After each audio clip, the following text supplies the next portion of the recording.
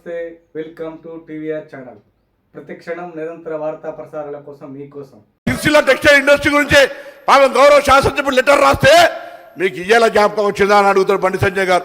అవును, వారికి ఇయ్యాలనే జ్ఞాపకం వచ్చింది, నాకు ఇయ్యాలనే జ్ఞాపకం వచ్చింది. మా పొన్నం ప్రభాకరణ నాకు పాత దోస్తు సార్. 2009 నుంచి మేము దోస్తులం సార్. పర్సనల్, ఇప్పుడు కూడా దుష్మన్ కాదు, ఇప్పుడు కూడా దోస్తే.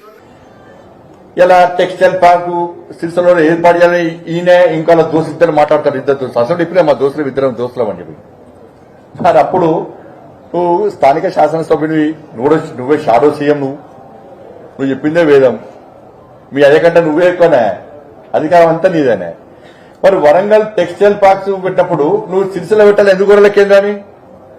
నువ్వు కోరుతా, నీ ప్రభుత్వం కోరుతనే కదా కేంద్రం వరంగల్లో ఏర్పాటు చేసింది. నరేంద్ర మోడీ ప్రభుత్వం మేము సిరిసిల్ల పెట్టాం, వరంగల్లే పెడతామన్నావా? అప్పుడు ఏడవా, నీ బుద్ధి ఏడవా, నీ తెలివి ఏడవా? అప్పుడు మరి ఇప్పుడు మాట్లాడుతున్న వ్యక్తి అప్పుడు ఎందుకు మాట్లాడలే? మీ దోస్తే కదా, అప్పుడు ఎందుకు మాట్లాడలే? మరి నిన్న ప్రవేశపెట్టిన రాష్ట్ర బడ్జెట్ లో సిరిసిల్ల గురించి, వస్త్ర పరిశ్రమ గురించి ఎందుకు ప్రస్తావన లేదు? రాష్ట్ర ప్రభుత్వం బడ్జెట్ ప్రవేశపెడుతున్న సందర్భంలో సిరిసిల్లలో కార్మికుడు ఆత్మహత్య చేసుకున్నాడు. మరి ఎందుకు మాట్లాడలే? సిరిసిల్ల ప్రస్తావన ఎందుకు రాలే? ఇద్దరు దోస్తులు చెప్పాలి, వాళ్ళు ఇద్దరు దోస్తులు.